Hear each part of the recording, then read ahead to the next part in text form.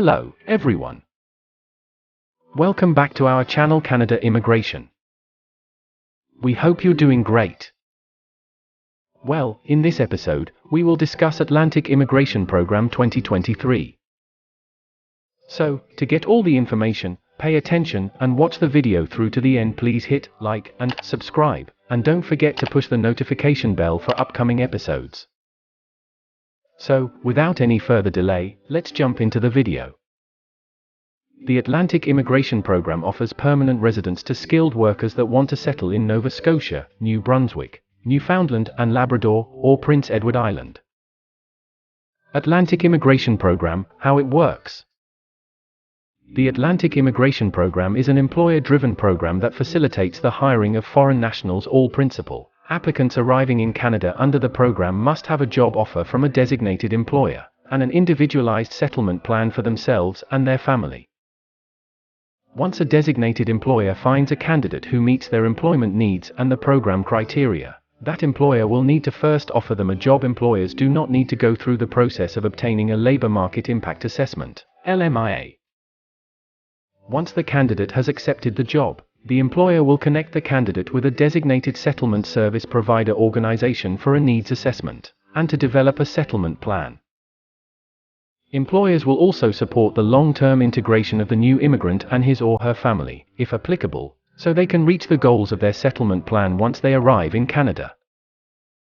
Employers that need to fill a job vacancy quickly will have access to a temporary work permit, so that the candidate and his or her family can come to Canada as soon as possible. In order to obtain this work permit, candidates will need 1. A valid job offer, 2. A letter from the province, and 3. A commitment to apply for permanent residence within 90 days of the temporary work permit application. Employer designation. Employers that would like to hire skilled immigrants under the program must apply to the province in order to receive designation. Employers with locations in multiple provinces will require a separate designation for each province. Employers must meet certain requirements, including a commitment to support the newcomer and his or her family as they integrate into their new life in Atlantic Canada. Candidate requirements. To be eligible for the AIP, you must have qualifying work experience, unless you are an international student that graduated from a recognized post-secondary institution in Atlantic Canada. B. Meet the educational criteria. C. Meet the language criteria. D. Show you have enough settlement funds. You do not need to show proof of settlement funds if you are already living and working in Canada with a valid work permit. You can start to look for a job with a designated Atlantic Canada employer if you meet all the above criteria.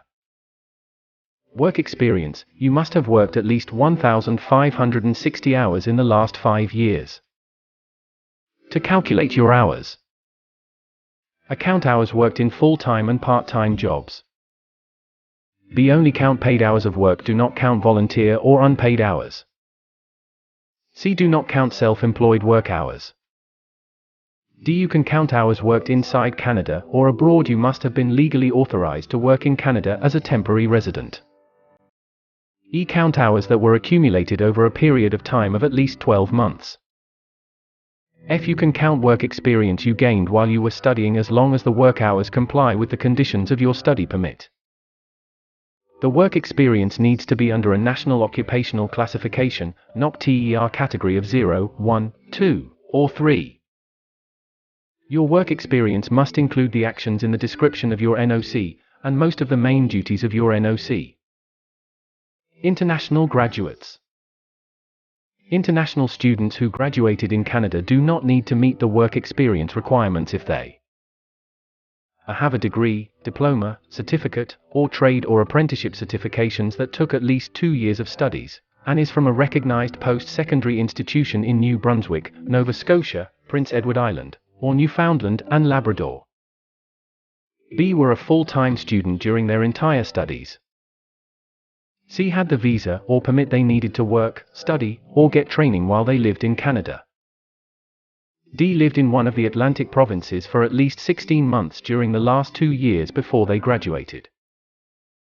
Educational requirements. or if your offer is at the NOP-TER Category 0 or 1, you must have a 1-year post-secondary educational credential or higher, or the equivalent outside of Canada. B. If your job offer is at the NOP-TER Category 2, 3, or 4, you must have a Canadian high school diploma, or the equivalent outside of Canada. If you studied outside of Canada, you need to get an Educational Credential Assessment, ECA, to confirm your studies are equivalent to the Canadian educational standards needed for your job offer. The ECA report must be less than 5 years old on the date IRCC receives your application. Language requirements. For NOC-TER Category 0 or 1 job offers, you need a Canadian Language Benchmark, CLB, or Niveau de Compétence Linguistique Canadiens, NCLC level of 5. B. For NOC-TER Category 2, 3, or 4 job offers, you need a CLB or NCLC level of 4. C. You must submit to IRCC test results obtained from a designated language testing organization. The test results must be less than 2 years old when you apply. Settlement funds. If you already live in Canada and are working with a valid work permit, you do not need to show proof of funds. For all other applicants, you need to show you have enough money to support yourself and your family when you get to Canada. The amount you need depends on the size of your family, and the size of your family includes anyone you support who is not immigrating with you. Please refer to the following table.